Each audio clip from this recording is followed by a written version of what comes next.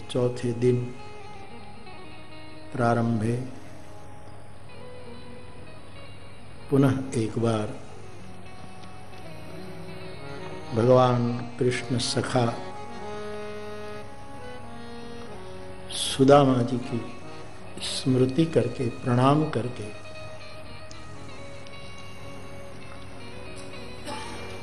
सत्य अहिंसा के परम उपासक विश्ववंद्य गांधी बापू को उसकी भूमि में मानसिक रूप में प्रणाम करते हुए सांदीपनी आश्रम स्थित हरि मंदिर में बैठे प्रभु के विग्रहों को प्रणाम करता हुआ आज की कथा में आपकी विशेष उपस्थिति है।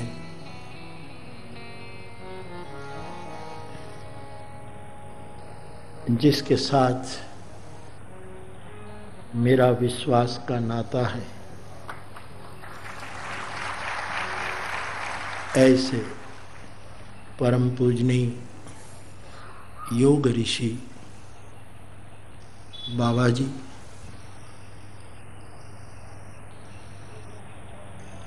इस समग्र सत्कर्म में जो केंद्र बिंदु है, पूज्य भाई श्री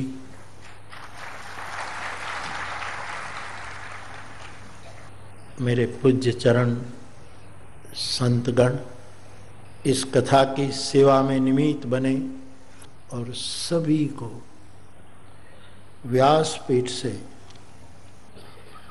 मैं मुरारी बापू प्रणाम करता हूँ। जैसे पूजनी बाबा जी ने कहा कि जो काम करो वो ध्यान से करो, सुबह उठ करके ध्यान से, कथा का श्रवण भी ध्यान से करो।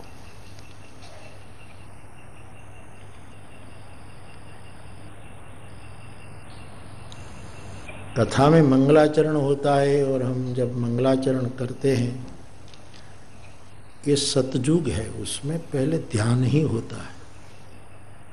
एक गाता हुआ ध्यान है, ये ध्यान है। कोई मुझे बाबा जी कभी कभी कोई पूछते हैं कि बाबा जी के साथ आपका इतना वो है, आप भी थोड़ा थोड़ा शुरू में आध घंटे कथा में ध्यान करवाओ। मैंने कहा परमात्मा ने जिसको जो कार्य सौंपा है वो पूरा जीवन लगाकर कर रहे हैं।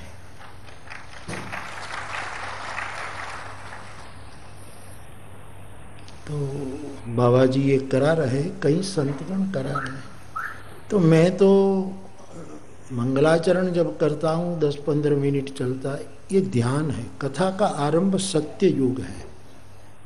सत्ययुग में ध्यान प्रथम विधि, मख विधि दूजे।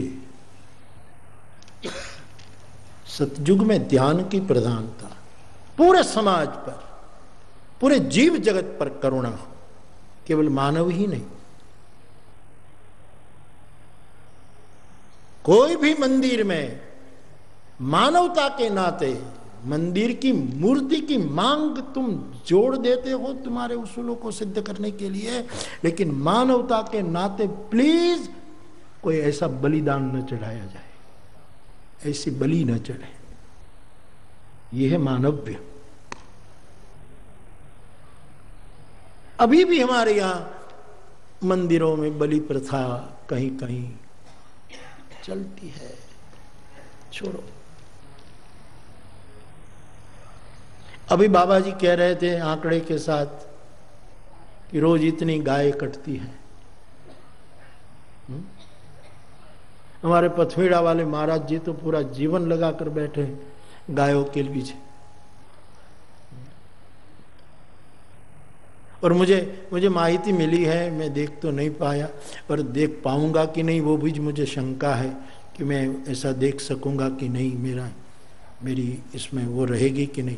लेकिन जिस तरह गाय काटी जा रही है देश में, मशीनों में, बुचड़खाने में, विभीषिका की सीमा है, जिस तरह काटे जाते।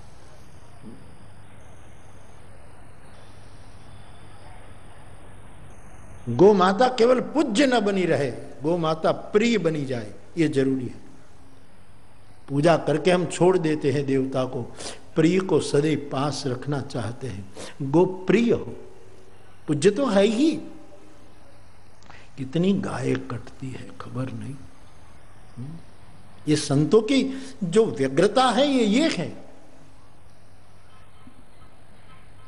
मैं देहाती भाई बहनों को भी कहूं कि गायों को पालना, भैंस अच्छी है जरूर, लेकिन गो है।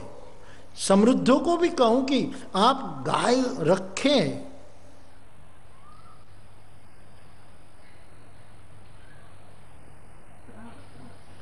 बंगला हो तो जैसे गाड़ी का गैरेज हो, एक छोटा सा गो सदन भी साथ साथ में बनाओ। ये प्रत्येक समृद्ध लोग ये करने लगे तो काम हो जाए। मैंने तो बड़े विनम्रता के साथ गिरिराज की कथा से, पथमेड़ा वाले बाबा की कथा में गो पर बोल रहा था, तब मैंने बड़ी विनम्रता के साथ, एक भारत के नागरिक के रूप में मुझे भी तो अधिकार है, मैं बोलूं तो सही, हो ना हो मेरा नाच जाने। तो मैंने कहा था कि राष्ट्रपति भवन इतने एकड़ में है, हमारे नए राष्ट्रपति प्रणोदा आए हैं, मैंने कहा था कि मैं रिक्वेस्ट करूं कि राष्ट्रपति भवन में एक गौशाला होनी चाहिए। हमें इतनी एकड़ों में जमीन है, पूरी दुनिया को संदेश मिले, एक एक प्रधान ने घरे गौशाला होनी चाहिए। कूतरा बंद करो, पाड़वाना कुतरा पाल, ये कुतरा भी जीव दया विस्तार तारा शंकराचार्य भगवान ने कहा है, कोई जीव की। लेकिन गो माता का एक प्रश्न है। विनोबा जी जीवन समर्पित कर दिया सर। और फिर मैंने तो देवनार कत्लखाना के अभियान में, जब मैंने अच्युत देश काका जो हमारे थे, देश पांडे जी, घाटकोपर में सर्वोदय हॉस्पिटल में बैठकर ये बूढ़े बुजुर्ग विनोबा जी के विचार के सब गांधी मार्ग पर चलने वाले चला रहे थे वर्षों से। मैं भी गया था इसमें देवनाथ। मैंने कहा था कि विनोबा जी को मरणोत्तर भारत रत्न की उद्घोषणा की सरकार ने, तो उसको कोई भारत रत्न या कोई खिताब का आदमी थोड़ा था। उसकी मांग स्वीकार करके गो हत्या बंद करवा देते तो ये सबसे बड़ा विनोबा जी का सम्मान हो जाता। ऐसा मैंने निवेदन किया था एक ट्रक पर खड़े रहकर। सब पकड़ने आए थे, पुलिस जो आंदोलन करने जाते तो पकड़ते थे, फिर छोड़ देते थे। तो मेरा भी मनोरथ था कि एक बार पकड़े जाए, देखो कि पकड़े फिर छोड़े, जरा ये भी देखे। नाटक, हमारे गुरु शरणानंद जी नाटक शब्द का प्रयोग कर, पकड़ा बकड़ा तो नहीं।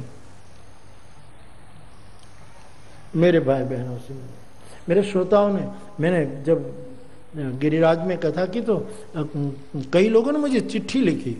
अरे बच्चों ने चिट्ठी लिखी कि हम आज तक हमारे पिताजी से कहते थे कि अब कार खरीदो, अब कार खरीदो, लेकिन गिरिराज की कथा सुनकर अब घर जाकर निर्णय बदलते हैं कि हम पिताजी को कहेंगे कार नहीं, एक काऊ खरीदो। ये सही, और खरीद रहे हैं साहब, मुझे रिपोर्ट दे रहे हैं। प्रत्येक घर में सुविधा हो तो गायों को रखे आदमी, और पंचगव्य का सेवन करे, जो स्वदेशी चीज है। ये बाबा जी भी कितना बनाते, साबुन बाबुन में पतंजलि का यूज करता हूं, टूथपेस्ट पतंजलि की चलती। मुझे योग वोग नहीं आता, लेकिन सुबह से पतंजलि मेरे पीछे पड़े हैं।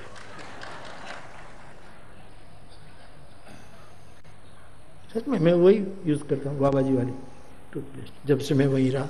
और बड़े या तो गो गव्य से जो बनी चीजें हैं, पथमेड़ा से भी कितनी अच्छी वो सब होती है,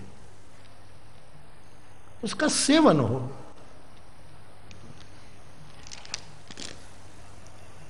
भैंस महिषी की भी महिमा है हमारे यहाँ, लेकिन फिर भी दूध की दृष्टि में तो गो गो है।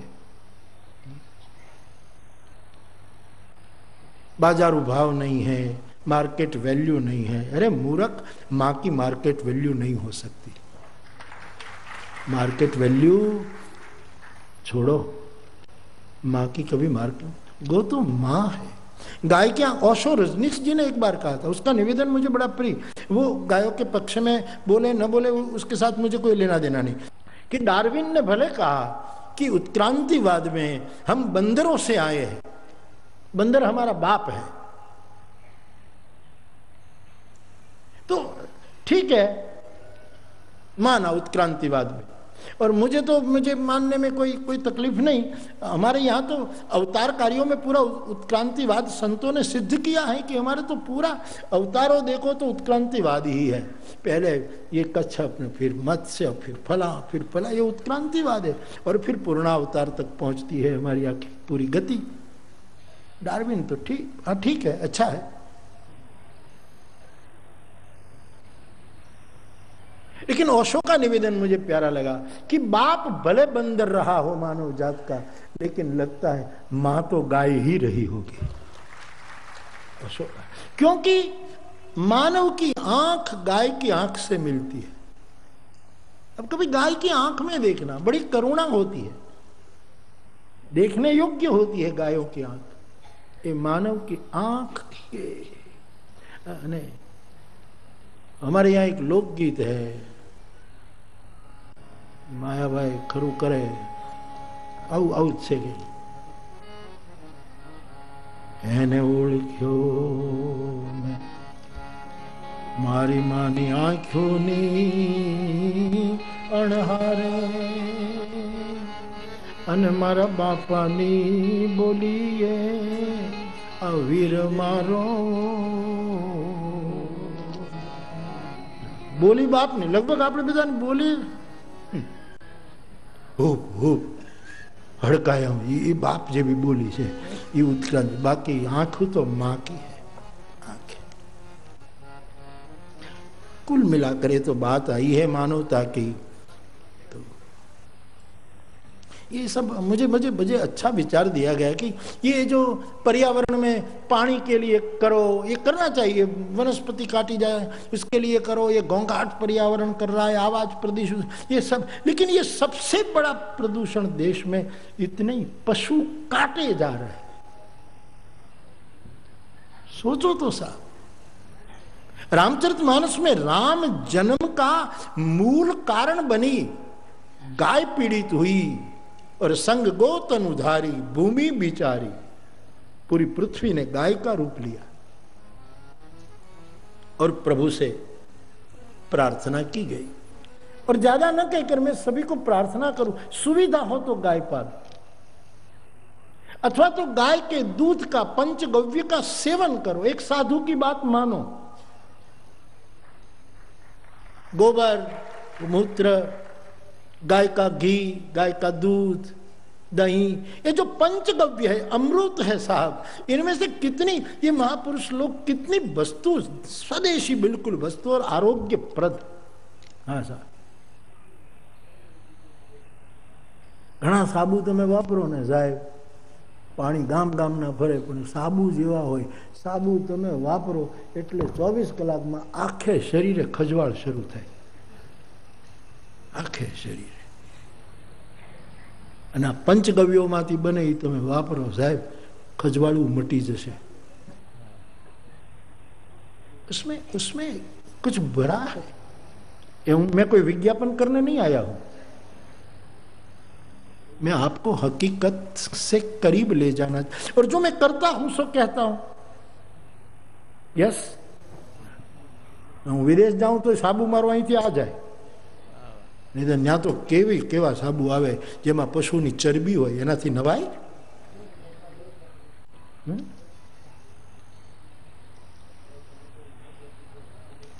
अब तो बाबा क्या हुआ कि सबको पता लग गया ना, तो अमेरिका में कहीं भी दुनिया में कथा हो और जिसके घर में ठहरने वाला हो तो आपके साबुन, आपकी टूथपेस्ट वो पहले से रख देते हैं। मैं आपसे प्रार्थना करूं, गायों का, वस्तु का सेवन करें, ये जरूरी है। राष्ट्रपति भवन में गाय कोई हिंदू का ही तत्व थोड़ा है साहब। एक गाय काटी जाए केवल हिंदू का ही मसला है, पूरी मानवता का मसला है, पूरी मानव जात का मसला है। ऐसा मैं तो विनम्रता से कह रहा था कि राष्ट्रपति भवन में हमारे एक उप प्रधानमंत्री हुए थे, उसने तबेलो કર્યું तो उप प्रधानमंत्री देवीलाल जी એને ભેંસોનું તબેલું કર્યું। તો જો કરી શકાતું હોય તો ગાયોનું ન થાય, એ તો સૌની જેવી માનસિકતા એવું કરે।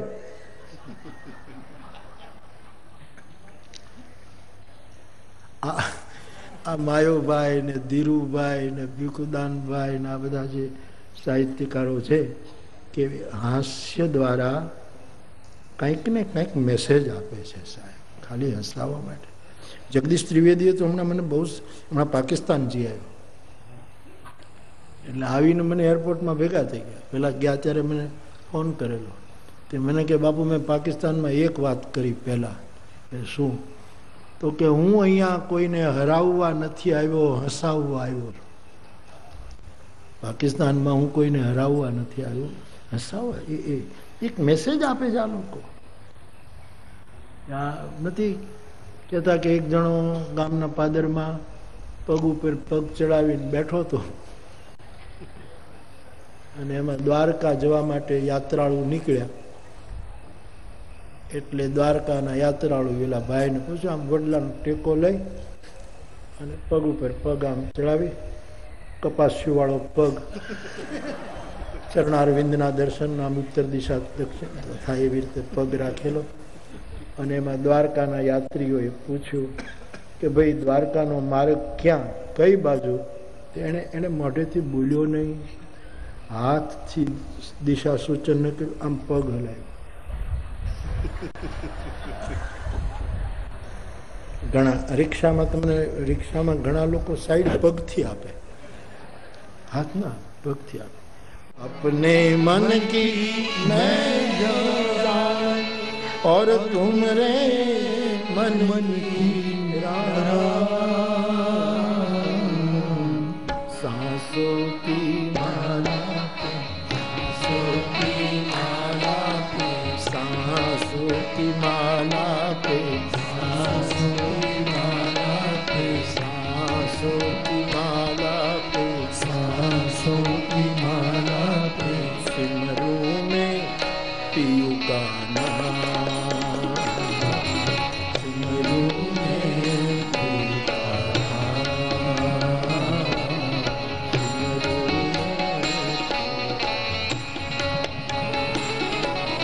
सिमरू में पियू का नाम। फिर वही मुझे याद आने लगे है,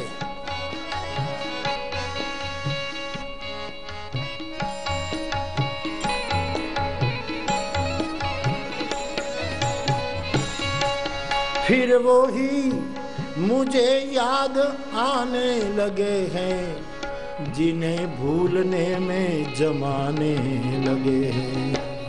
कुमार बाराबंकी। फिर वो ही मुझे याद आने लगे हैं, जिन्हें भूलने में जमाने लगे। हटाए थे राहों से दोस्तों की मैंने। बाबा जी ये शेर आपको समर्पित, क्योंकि आप ये इसी अनुभूति से गुजर रहे। हटाए थे हमने रास्तों से दोस्तों की, वही पत्थर मेरे घर में आने लगे। जो राष्ट्र का शुभ करने जा रहा है, जो राष्ट्र का मार्ग, जो कूड़ा करकट है उसको उठाने, और वही पत्थर उनके घर पे मारने के लोग तैयारी करते हैं। जो मैंने मित्रों के मार्ग से पत्थर हटाए थे वही मेरे घर पे आने लगे थे, वही फिर मुझे याद आने लगे हैं, जिन्हें भूलने में जमाने।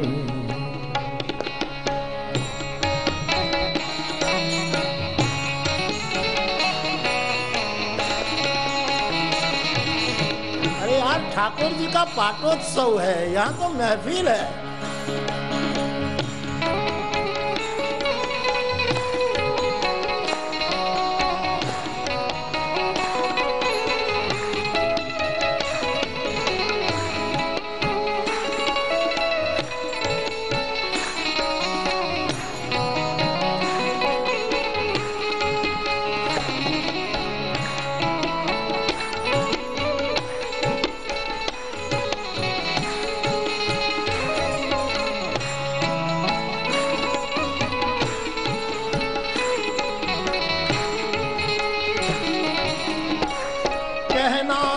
उसको कि मोहब्बत है तुमसे,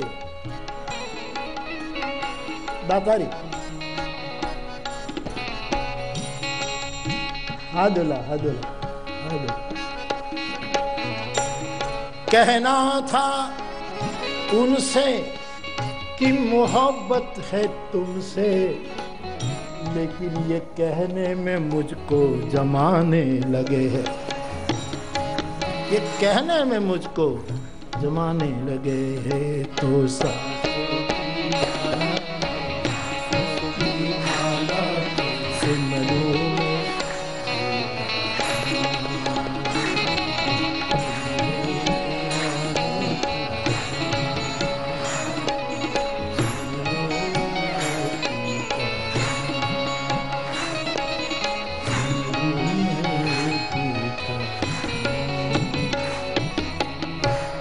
तो आपने तालियां बजाई, मैंने तो कोई खुलासा नहीं किया।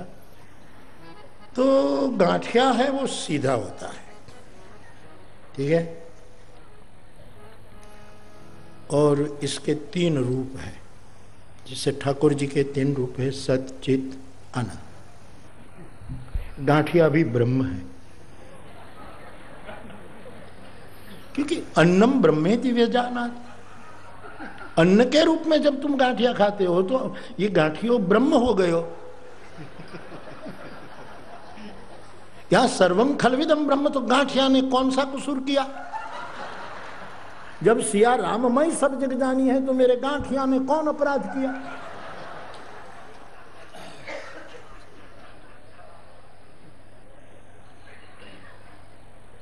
जीणा गांठिया बाल कृष्ण है, वणेला गांठिया कुमार कृष्ण है, और फाफड़ा गांठिया मारो द्वारिकाधीश है।